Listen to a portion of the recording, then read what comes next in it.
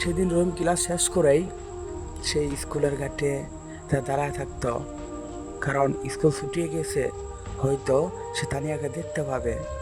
তাই রহিম স্কুল ছুটির সময় গেটে দাঁড়ায় থাকতো। সব ছাত্রই এক এক করে পার হয়ে যেত।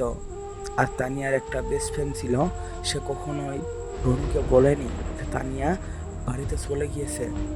আর সে রহিমকে দেখার জন্যে, রহিম তানিয়াকে কতটুকু ভালোবাসে সেটাও দেখার জন্যে তানিয়া সব স্টুডেন্টের পিছনে সে বাড়িতে আসছিল। সেই সময় হঠাৎ তার বেস্ট ফ্রেন্ডকে দেখা। রহিম বলল, তানিয়া কই? তানিয়াকে তো দেখতেছি না। তখন তার বেস্ট ফ্রেন্ড বলল, আরে সে তো বাড়ি চলে গিয়েছে, একটা প্রবলেম হয়েছে।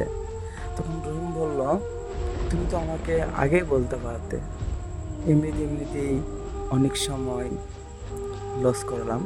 তখন সে বলল, তুমি যদি আগেই চলে যেতে এবং আমি যদি তোমাকে আগেই বলতাম তুমি তাকে কতটুকু ভালোবাসো, সেটা কখনো আমি বুঝতাম না। পরের দিন রহিম স্কুলে আসলো। সে সকালে সেই গাড়িতে দাঁড়ায় থাকতো।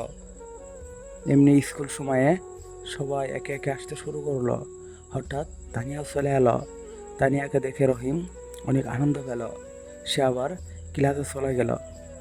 কিন্তু এক সময় তার বেস্ট ফ্রেন্ড তানিয়াকে বলল, আরে রহিম তো তোকে অনেক ভালোবাসে, তুই কি তাকে ভালোবাসিস না? তখন তানিয়া বলল, হ্যাঁ, সে আমাকে ভালোবাসে, তবে আমি জানি, কিন্তু সে হলো মুসলিম আর আমি হলাম হিন্দু, কি করে সম্পর্ক করব?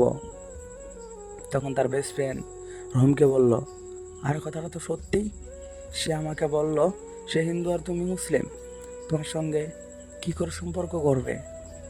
তখন রহিম হয়তো তাকে বলতে চাইছিল যে আমি তোমাকে ভালোবাসি, কিন্তু রহিম কখনোই বলে নাই। সে মনে মনে একটা প্রতিশ্রুতি নিয়েছিল যে আমি তাকে ভালোবেসে যাব, তার সামনে কখনোই প্রকাশ করব না। ভালোবাসা দুই রকমের হয়, আমি তাকে কখনোই প্রকাশ করব না। রহিম জানতো তানিয়া একজন হিন্দু মাইয়া, তার সঙ্গে কখনোই তার সম্পর্কটা মেনে নেবে না। কিন্তু রহিম তাকে যে অনেক ভালোবাসে, তার মায়ায় পড়ে গেছে, তাকে কখনোই ভুলতে পারে না। তাই তাদের স্কুল জীবন 8 থেকে 9-এ শুরু হয়। কিন্তু রহিমের অনেক গভীর ভালোবাসা থেকে তানিয়াও রহিমের যেন লাহে লাহে মায়ায় পড়ে গেল। রহিমকে যেন সে পছন্দ করতে শুরু করলো।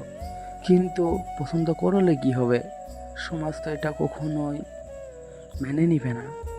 এক সময় তাদের মাঝে কথা হয়, দেখা হয়, কিন্তু ভালোবাসার আলাপ আলোচনা কেউ মুখ থেকে বের করতে পারে না, কারণ সমাজ এটা মেনে নিবে না। কিন্তু তাদের মনে আছে গম্ভীর্যের মতন ভালোবাসা।